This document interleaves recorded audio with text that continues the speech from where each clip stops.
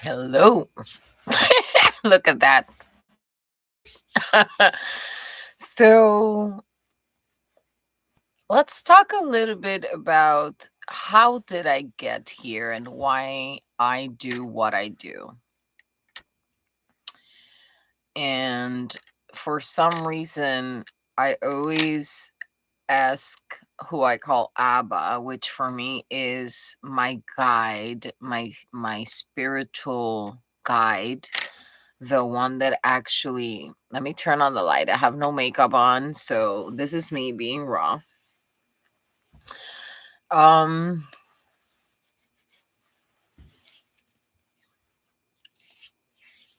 I've always been a seeker until I knew better. As a seeker, you don't conform with what you're indoctrinated, and you actually start reading and learning from books like the Bible, ancient books or whatever, because something in your spirit, my hair is crazy today, but whatever. So something in your spirit gives you this nudge that this is not all it is. As a seeker, I have a little bit of a rebellious side of mine where I don't conform with people that like to place you in boxes. Not because I feel out of place, just because a nudge inside of my DNA, inside of my soul, tells me there is more to living than the normal, standardized status quo that the world tried to impose on you. So when I started my journey, I started with this nudge of the Battle of Love, the Awakening. And I always wanted to write a book about what that will mean. So I requested to my spirit team that I experience what had to be experienced in order for me to understand the duality of humanity. When I started that journey, I was pretty young. Obviously, there were things that I didn't understand. And when life takes its course on you and you experience things that you cannot understand and you have a different way of learning like I do, it becomes a little bit more difficult. I remember that within the journey, a book became very popular. It was a book for manifestation. And I understood that I was a very good manifester. Like, I will actually follow the rules of that book and manifest things. And people started being like, how do you do that? And I'm like, I just believe in what she said. So I started understanding that we humans are conditioned to believe in the things that they want to impose on us to keep us from developing our spiritual gifts. So the battle of the mind, the heart, and the soul started happening. As all in life, you're not ready for things until you are. And you're not ready for it until you mature, not only maturity as a human being, but many aspects of your life. And one of the aspects and the most important aspect of the journey is the emotional maturing. Why? Because if we don't have mature emotions, we're gonna be a train wreck. And maturing on emotions is not only acting like you're a mature and responsible person, is being able to be authentic, because we all have this inner child that loves to come out and play, but allow yourself to do it in a way that is not forced, in a way that is natural.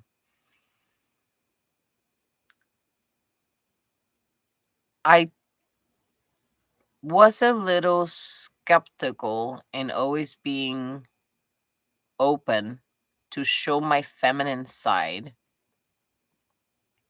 based on my upbringing. I always was chubby, so that had a lot to do with the journey itself. And based on the situations that I experienced, I ended up having to have some surgeries in my back because I was about to lose my ability to walk. So when that happened, I understood that I was not embracing the spiritual aspect of not only the maturing of the emotions, but also the spiritual aspect of what the walk of Christ was. And I took it a little bit more seriously. I actually started working on meditating while I was recovering. And I placed myself out there to try to show people the information that I was getting as downloads from my spiritual team so they can actually walk the path and evolve the same way that I was doing. I never understood the reason why I was requested to post as I go, and I understand it now. But when I speak one on one with people, I have very good advice. And I started seeing, okay, I have amazing advice, but why am I not following my own guidance? What's going on? So I took it upon myself to stop focusing on the external world and start looking at the internal world to see why the energy that I felt of unconditional love was not being received by others as what I understood it was. And I realized that not being authentic wasn't my problem. My problem was my communication style.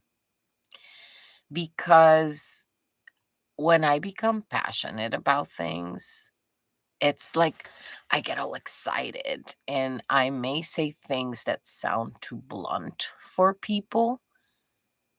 And a lot of people lives this life looking down on others based on how they live or what status in regards of money they have. And I've learned that you can learn more from those that you believe they're not as important just by listening, taking what actually makes your soul shine, but you have to release what the mind tells you.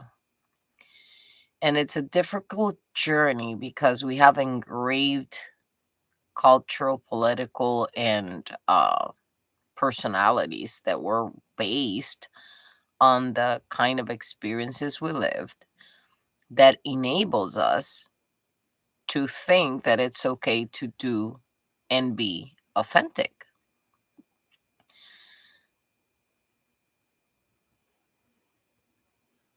There were lot of up and downs on the journey, not because I was trying to resist change.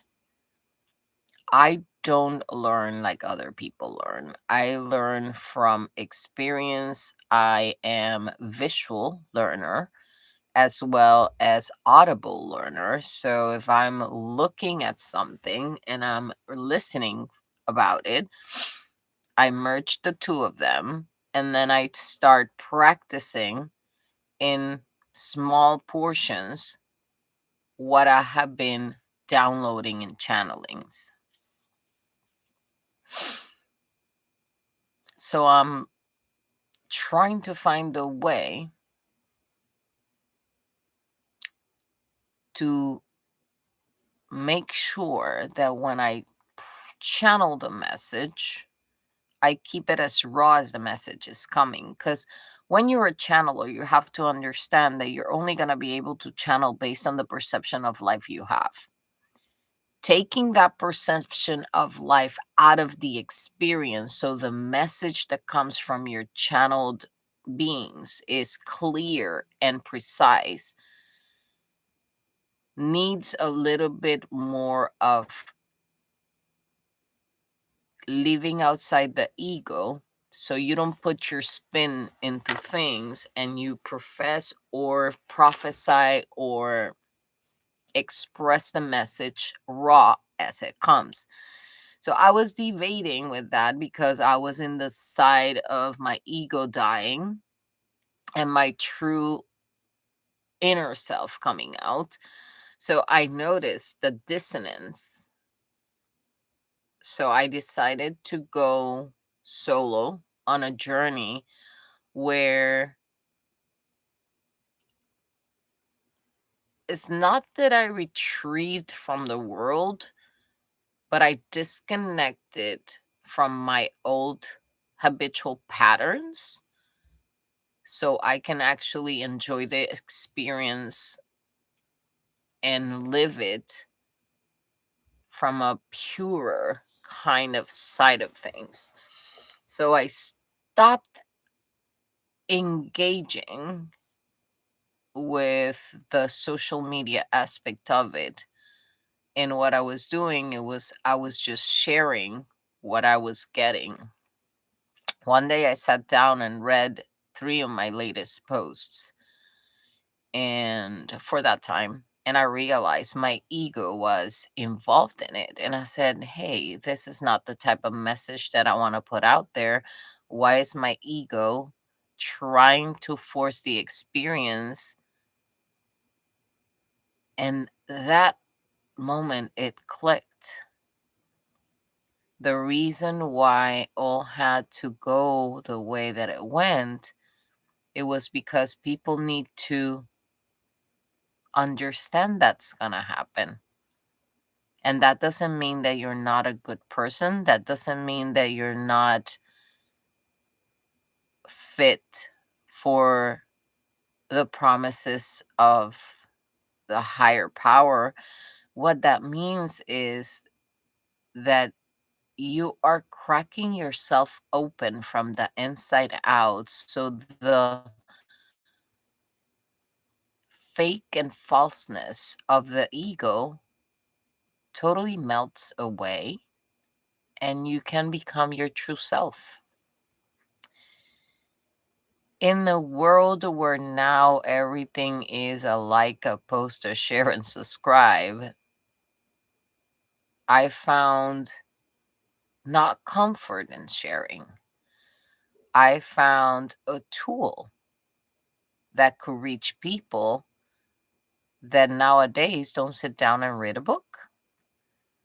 So I believe there's a lot of amazing wisdom in this kind of texts.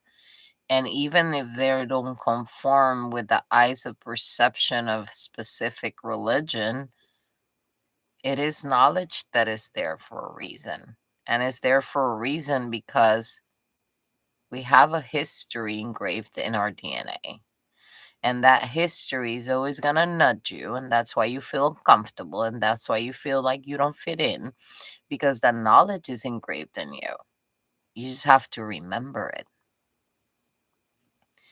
When you start remembering and when you understand what saying I am sovereign truly means, the falsehood of the ego starts melting, because now you don't see the world the same way.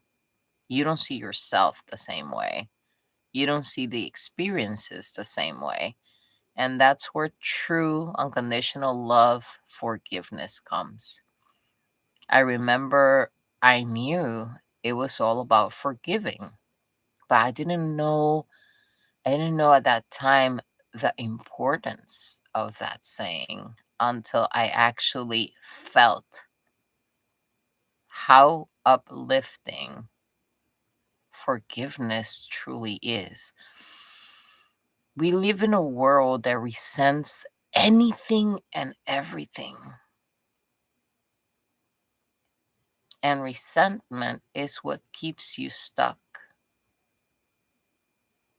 At times I thought I had forgiven people, places, things, experiences, and then I will hear them just rising back up. And that was the ego saying, don't let go of this. I'm comfortable here. This is what I know. But there's more than that. And for you to experience true unconditional love and share it with others, you need to tame that beast. So if you're here with me, thank you for joining the crooked side of this part. It just looks funny. That's the funny part of me coming out. A lot of people judge you for what you have, and they miss on how much richness to you there is, because people are used to live superficially. If what they see doesn't match their standards, they don't care to look deeper because they're used to superficial. I'm a person that I see the soul of people and I talk to their souls. I don't talk to their mind. The mind is going to resist. The soul knows the tone of voice, the energy, and the vibration I bring. That's why I say relationships or interpersonal relationships cannot be felt, mostly if you don't learn how to read between the lines. And I read between the lines because I don't hear the broken language. I hear the soul speak. It happens when I listen to music. It happens when I see a painting. And from there, I know how to guide people into finding what they need to heal within them. Because as a healer, I also heal myself as I go. So it's a nice experience, but it allows me to see the world through a different set of eyes and rules. Not because I become permissive, but because I have true understanding and compassion. And the shift that I felt was myself living from an indoctrinated, imposing kind of way to a more accepting truth for what it is and not wanting to force anyone's truth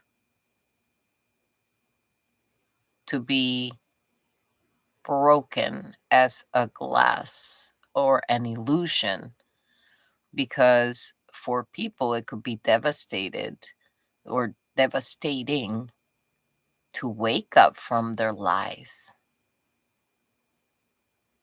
In the moment that I was on what they call the dark night of the soul, I said, I do have good intentions. I have good intentions. And that was what made me feel out of place. But when I saw the way I show up, it clicked. The world is done with good intentions, and hell is done with good intentions. And when that resonated on me, I said, I can have the best intentions at heart, but if my deliverance is not one, not fake, but raw, true, honest, and authentic, that can deliver the message, then how are people gonna believe that they can reach that state? So I winded down, toned down my communication style, which was based on experience. And I saw the parts of me that were nice. And I saw the parts of me that sounded evil, that were triggered by the old wounding. And that allowed me to actually not be scared at all of being myself, not be worried at all about who thinks what about me. And yesterday I was speaking to some friends where actually I understand that the main problem of humanity is debating. Should I be true to myself and allow others to criticize me? Or should I fake it till I make it so I sound like I'm okay? That's living a lie. Why do you want to sound knowledgeable? Why do you want to sound like you have it all together when that is fake and inside of you? You're suffering and battling your mind because we were conditioned to live like that. We were conditioned to an image, a face value of things that stops us from seeing past that mirror, past that layer.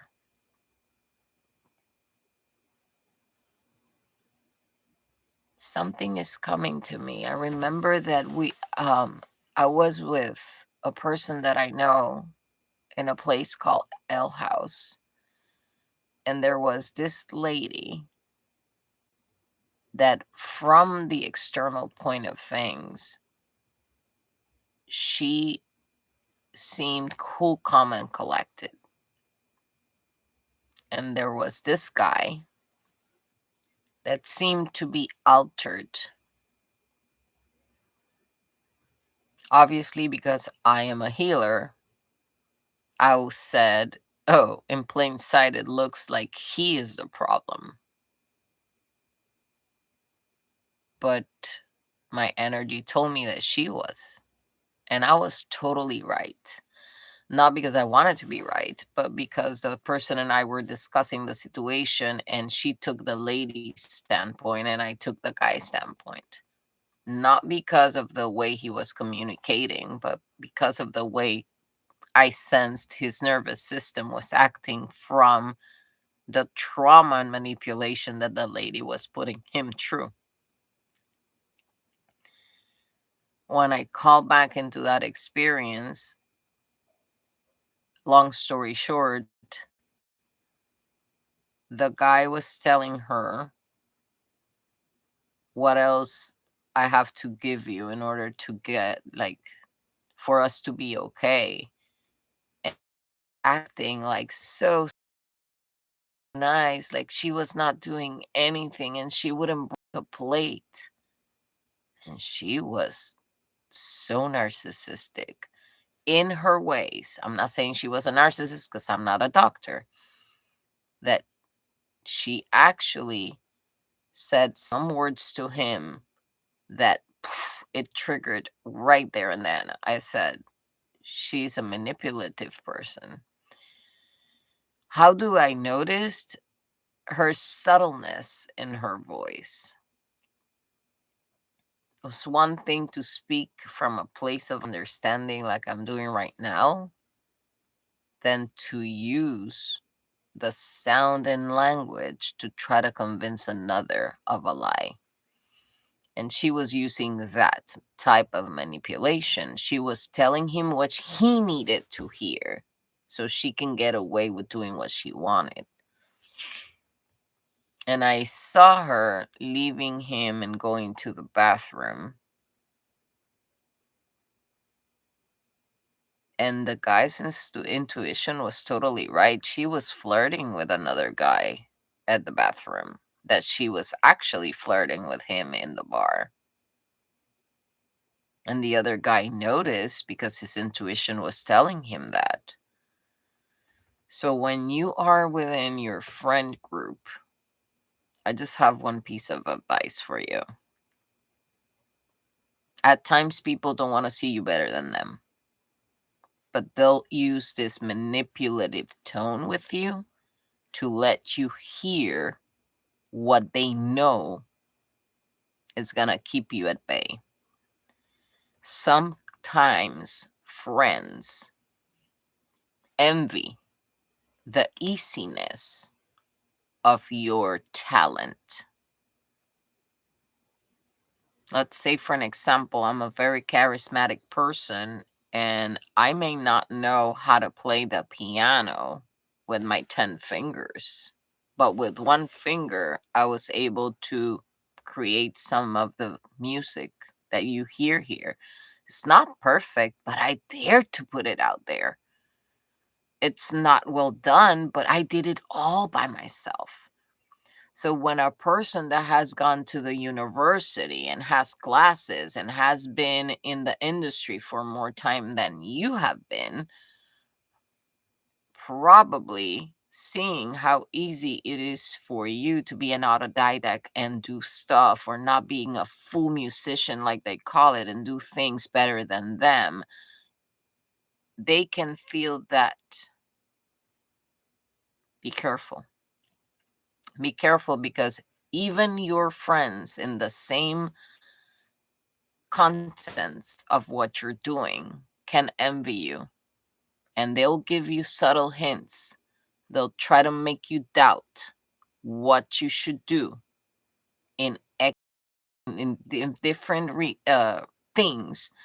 They try your head doubts of like seeds of doubt, stop from doing what your heart is telling you to do.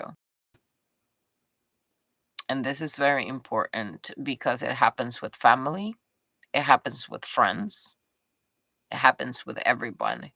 That's why you have to be sovereign in knowing what you want and not allow the external noise to deviate you from it.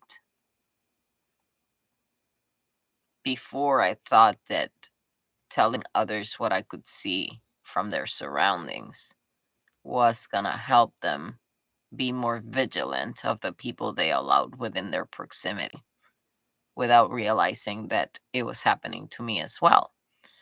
Not as karma, as an experience, so I can also learn how to stop allowing these people to have a say in what I knew. I think it's a very good lunch. I'm going to keep it short. I don't want to go over 30. So I want you to meditate on this. If I am in silence and silence is speaking to me, and I have a feeling and a sensation of peace when I speak to somebody, I trust it. But if I'm allowing people that think different than me, do not act like I act, and don't have the purity of my heart in them, and I'm taking their advice, then I'm the problem. Good night. Well, good afternoon. Good night. Okay, I want to go to sleep maybe. Who knows? It's nice to have you guys here. Everything in this thing is algorithm. So like, share, subscribe, comment. Just listen to the video if you want and keep going. That's fine. I'm not here for popularity. I'm here for insight and sharing with love the things that I've learned.